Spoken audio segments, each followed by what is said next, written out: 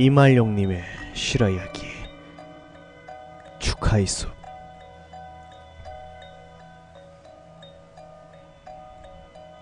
이야기는 100% 실화입니다. 이 글을 쓰는데 몇 번이나 지우고 쓰고를 반복해 쓰게 되었습니다. 거짓말이 아닌 살점 하나 붙이지 않는데 100% 실화입니다. 4년 된 지인의 이야기입니다. 제 친구인 김일본 가명입니다. 김일본은 애니메이션과를 나와서 일을 하기 위해 일본에서 살게 되었습니다. 그 친구와 저는 매우 친한 사이였으며 카카오톡은 물론 모든 SNS 서비스로 연락을 자주 하던 친한 사이였습니다. 어느 날 갑자기 그 친구는 SNS 메시지로 어디 놀러 간다는 것이었습니다. 궁금한 나머지 친구에게 어디 가냐고 물어봤을 때 친구는 그냥 분위기 좋은 곳으로 그렇게 간다고 했기에 별 말 안 했습니다. 그것이 친구의 정상적인 모습이 마지막이었습니다. 그날 그 친구는 일본 지인 3명과 주카이 숲이라는 곳으로 가게 되었다고 합니다. 이때 전 그곳이 어디였는지 몰랐다가 얼마 전에 인터넷으로 알게 된 곳이었습니다. 모두 다 그곳을 자살의 숲이라고 칭해지는 위험한 곳이었던 것입니다. 그들은 물과 수건 그리고 카메라와 카메라 열비, 배터리 분을 챙기고 그곳으로 향했다고 합니다. 그 친구도 그곳이 어딘지도 몰랐고 그렇게 위험한 곳이 아닐 거라고 생각하고 있었기에 들뜬 마음으로 향했다고 합니다. 그때 친구는 일본어 전체를 잘하는 건 아니었고 일반적인 대화 정도만 할 줄 아는 친구였습니다. 그 입구로 갔을 때 표지판을 보고는 친구가 물어봤었다고 합니다. 저기 이 표지판은 뭘 뜻하는 거죠? 라고 했을 때 일본 친구들은 그냥 이곳에 야생동물들이 자주 출몰하니 조심하라는 표지판이야 라고 둘러댔다고 합니다. 친구는 그렇게 그곳으로 들어갈 때쯤 그곳은 다른 곳과는 다르게 서늘한 느낌이 매우 들었다고 합니다. 장엄한 풀숲 그리고 새들의 소리를 들으며 정말 괜찮은 곳이다 라고 생각하며 웃으며 걸어갔다고 합니다.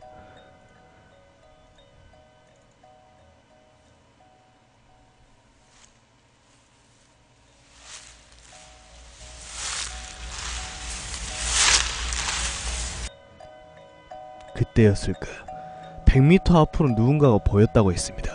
하지만 뭔가 틀리게 나무 사이로 사람이 안겨있는 것처럼 보였기에 그 친구는 저기요! 이봐요! 하고 소리를 치며 그곳으로 갔다고 합니다. 친구는 처음으로 시체를 본 것이었습니다. 목을 매달아 놓은 오래된 시체. 친구는 너무 놀란 나머지 비명을 지르며 그 친구들을 찾아 뛰어다녔다고 합니다. 그 일본 지인들은 어디에 있는지 보이지도 않았고 더군다나 같은 풀, 같은 나무, 숲 계속 같은 곳만 뛰어가는 것만 같았다고 합니다. 그때 멀리쯤 친구의 일본 지인 중 한 명이 보였고 친구는 소리를 지르며 이곳을 빠져나가자고 소리쳤을 때였습니다.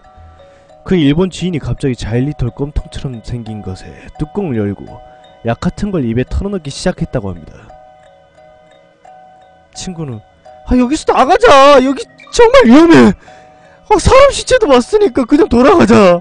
라고 말한 뒤 갑자기 그 일본 지인 중 한 명이 발작을 일으키기 시작했다고 합니다. 약물 자살을 시도한 것이었습니다.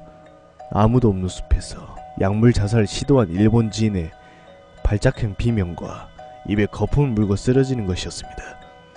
친구는 다급히 전화기를 들고 구조대에 전화를 하려고 했었지만 전화기는 터지지도 않았고 당황한 친구는 어떻게든 도망쳐 나와 이곳의 상황을 알려야 할 것 같다고 생각했었습니다. 하지만 들어가면 들어갈수록 친구의 눈에는 사람의 해골과 뼈들 그리고 죽기 전에 사용했던 여러 물품들만이 보였다고 합니다. 달리 입구를 찾지 못하여 그 친구는 어쩔 수 없이 그곳에서 하룻밤을 지내야만 했었습니다. 전화기도 불통해 보이는 것과 들리는 것은 시체에 달려붙은 파리들의 날개 소리와 어디선가 들리는 사람의 울부짖는 소리 등등만이 들렸기 때문에 그 친구는 점점 미쳐가기 시작했습니다.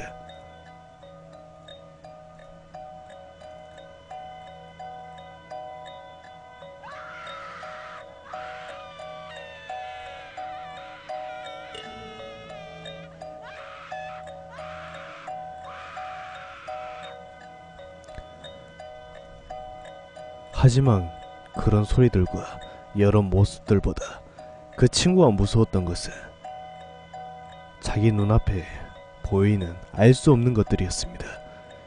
200m 바로 전방에 죽은 지 꽤 된 사람의 시체 사이로 불빛 같은 것이 보였고 들짐승이라고 하기에는 하늘 위로 솟아오르더니 사라졌다고 합니다.